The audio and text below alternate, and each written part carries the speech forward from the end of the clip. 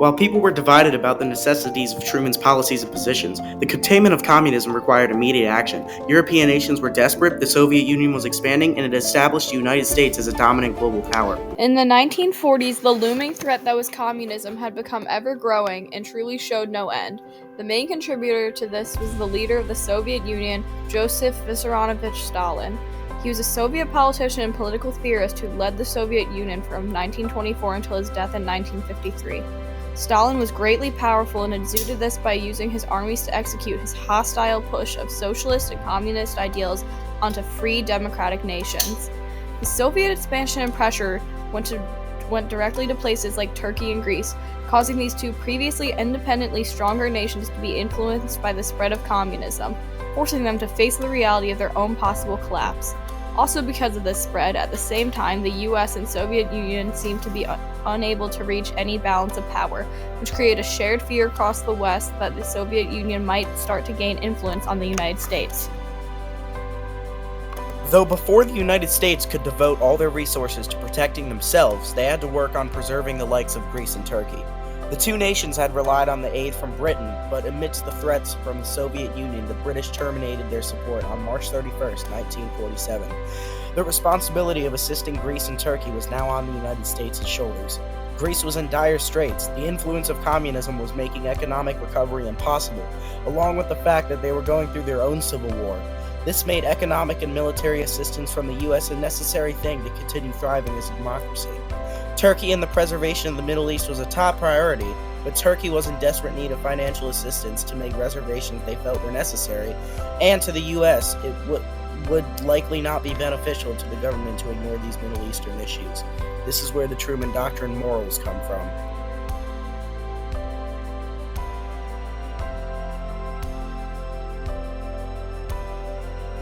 Officially on March 12, 1947, President Harry S. Truman delivered his speech proposing $400 million in aid to help these collapsing nations. This speech is what would later be worked out into the Truman Doctrine. The doctrine aimed to contain communism's spread any further, giving the United States responsibility to prevent these communist ideals and to actively provide aid to democratic nations for them to keep their political integrity. This was also a deeper launch into the United States handling foreign policy, because the Truman Doctrine's creation had to do with the United Nations at the time being unfit to extend a certain level of help to the Greek government. The Truman Doctrine was able to reach that level of aid the Greek government needed. Harry Truman also really believed the U.S. could not allow the invasive expansion of Soviet totalitarianism, not only because of the risks the U.S. could possibly end up at, but also because he believed that every free nation belongs to themselves and that the spread of negative driving forces was no good in spoiling people's freedoms. With the Truman Doctrine's official creation, it came with its own rights and responsibilities.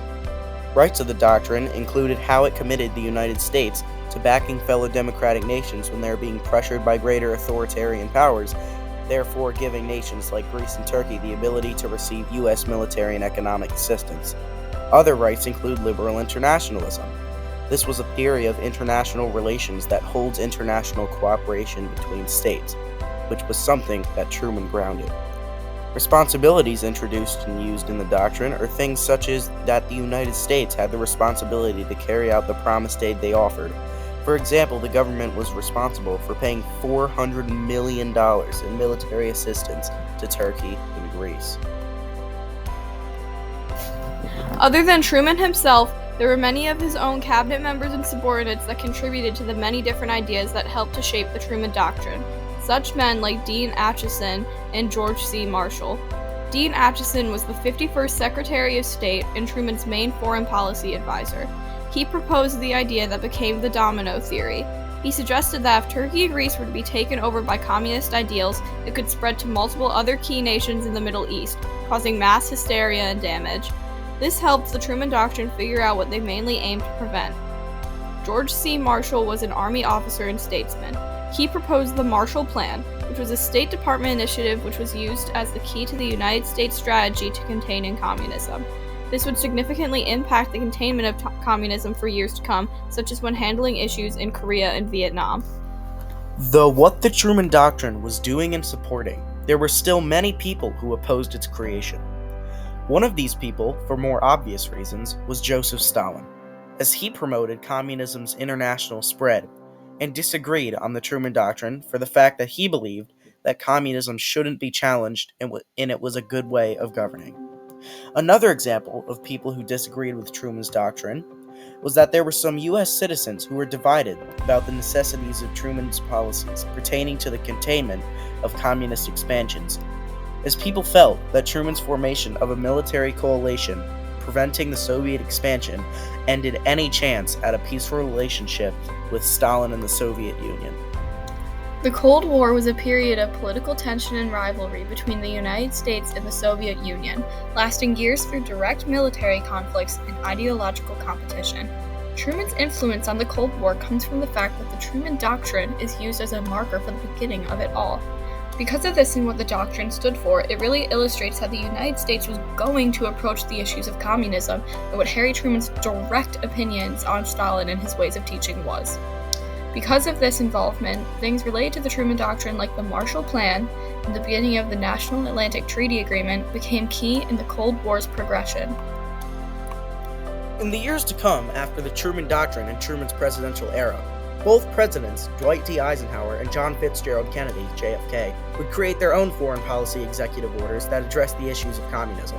First, the Eisenhower Doctrine, created on January 5, 1957, was created to promote similar means of world peace and freedom like Truman's did, but their main difference was how the Eisenhower Doctrine was more focused on the Middle East. JFK promoted new foreign policies over his presidency, which became known as the Kennedy Doctrine, with the policies all related to readdress communism's spread. This restated the commitment the United States had to others when fending off communist ideals. Another mentionable doctrine was Truman's other one, known as the Korea Doctrine. Truman requested aid for Korean peoples in order to keep communism from spreading to their own and their other nations nearby.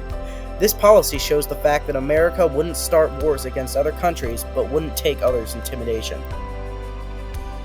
During Harry Truman's presidency, he'd be involved in the creation of the North Atlantic Treaty Organization, NATO, which is a military agreement between countries pertaining to protecting others' freedoms in battle. Both the Truman Doctrine and NATO share many of the same rights that take action against the threats to free nations, but NATO does this on a larger and more action-based plan.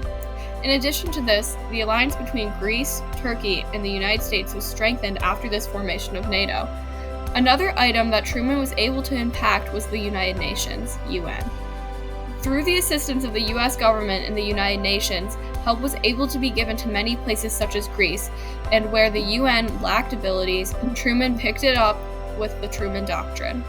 The UN is similar to NATO as for the fact they are both responsible for similar things. Both are international agreements or organizations created to maintain peace and national security, and had Truman's influence over them at one time or another.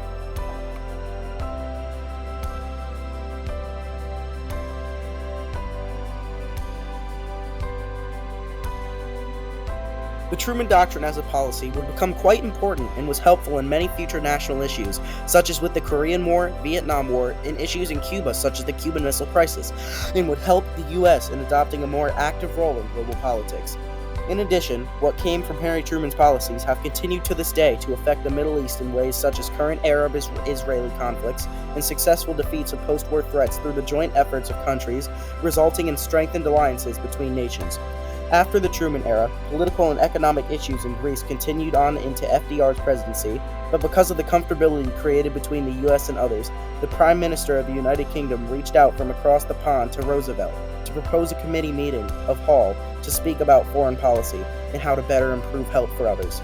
In all, Harry Truman greatly impacted how the United States became so heavily involved in foreign affairs, and all his great efforts through doctrines, executive orders, and organizations had a significant impact on how future presidents and others approached foreign problems. Present to you at this time for your consideration and decision concerns Greece and Turkey.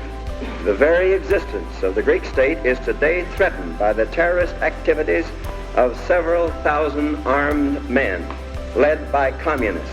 I believe that it must be the policy of the United States to support free peoples who are resisting attempted subjugation by armed minorities or by outside pressures.